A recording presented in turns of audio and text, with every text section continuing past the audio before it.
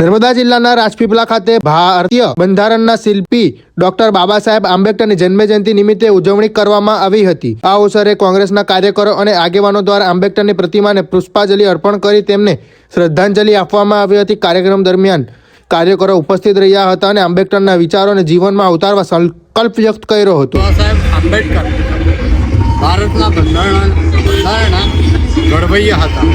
આજે દેશ વહીવટ એ બંધારણ થયો છે કે જેમાં બાબા સાહેબનો સિંહ ફાળો છે। બાબા સાહેબ આંબેડકર એ બંધારણ થકી સમગ્ર દેશના લોકોની હકો આપ્યા છે, અધિકારો આપ્યા છે। આજે રિઝર્વેશન હોય, તાલુકા હોય, જિલ્લા હોય કે લોકસભા કે ધારાસભા હોય, એ બંધારણ થકી જે બંધારણ આપી ગયા છે એમાં જે જોગવાઈ છે ને એની જે કલમો છે એના થકી આજે આ દેશનો વહીવટ ચાલે છે। અને બાબા સાહેબ આંબેડકર અજરા અમર છે।